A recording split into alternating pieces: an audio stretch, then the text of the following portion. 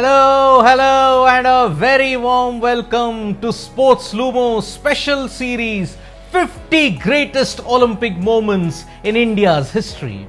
I am Siddharth Vishwanathan, Editor-in-Chief, and I will be talking to you about 50 greatest Olympic moments for India in the Olympics. In the previous episode, I had spoken about the heartbreak of the India women's archers team. Today, I will be focusing upon one particular individual who represented the sign of those times in India. In 1980s, India was on a high when cricket was concerned. Kapil Dev had finally conquered the summit when he won the World Cup for the first time. They also became world champions in Australia. Indian cricket was the superpower in the mid-80s, but other sports took a real battering. We won gold in the 1980 Moscow Olympics in hockey, but that was it.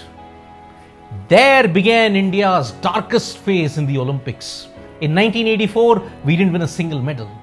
PT Usha missed out on just 1/100th of a second. In 1988 Seoul, the same was to follow. No medals were won. But one individual made a mark. The exuberance that he showed in just mere participation was a sign of those times. India had gotten accustomed to the fact that maybe let us not aim too high for results. Let us just give the player support while even participation. The roar of the crowd and the exuberant atmosphere that was there at Seoul summed up the player's mood. He was just happy that he was in the Olympics.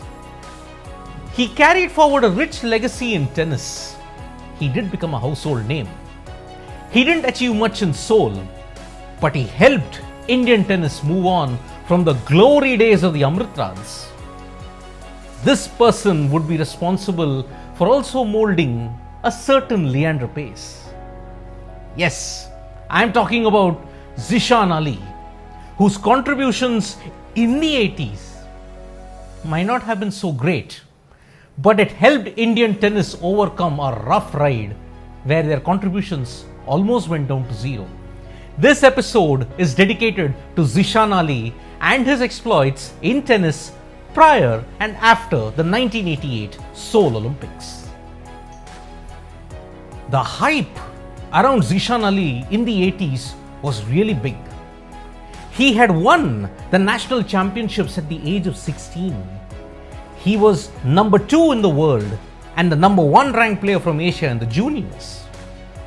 In Wimbledon, he had reached the semi-final of the junior championships.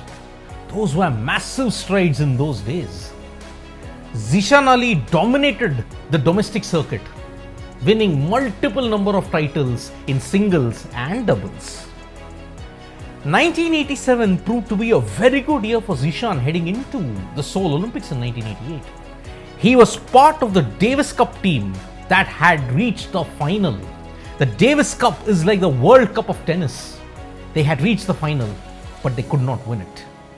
At the age of 16, Zishan was ready to conquer the world. There were other big highs as well. His career high ranking in the singles thing went to 126. At least he was in the top 150 at that time. Yes, India didn't have a presence, but Zishan Ali was carrying forward a good fight. He had achieved a bit of success in the ATP Tour Challenge in Schenectady, where he entered round 2. He did win a match. Winning an ATP match at that time in the US was very, very difficult, but Zishan Ali finally managed to do it. Then came the Olympics.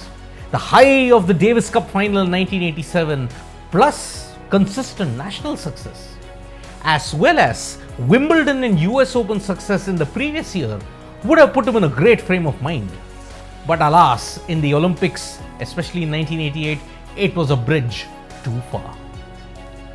Zishan made some big waves in 1988 Seoul. He won the first round and he was looking good in the second round. But unfortunately, Jakub Lasek of Switzerland proved to be a far tougher opponent and he defeated him. Zishan's journey was over. Olympic success may have eluded him, but he did achieve good success in the Asiads. In 1990, he secured the gold medal. In 1994, he secured bronze in Hiroshima. Zishan also was there in 1993 when India made it to the semi-finals of the Davis Cup. That would be the last time that India had a massive role to play and a massive impact in tennis in the Davis Cup. But unfortunately, India did not go past in the semi-final and they lost. 1990 to 1994 was punctuated with highs and lows for Zishan. But in 1995, he could not play any further because of a serious injury.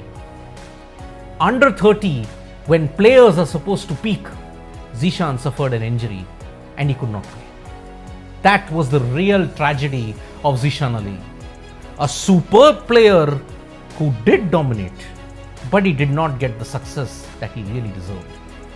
Asiad success was superb, but Olympic success was a bridge too far.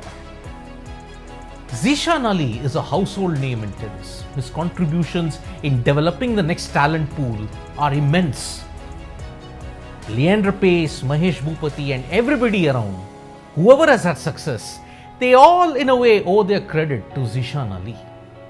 But let us not forget folks, 1980s was a time when just presentation was important. Performance did not matter. So I guess no one was ever harsh on Zishan Ali for that. His contributions to Indian tennis are indeed superb and we salute him for that. That is all for this episode of Great Moments in India's Olympic History, folks.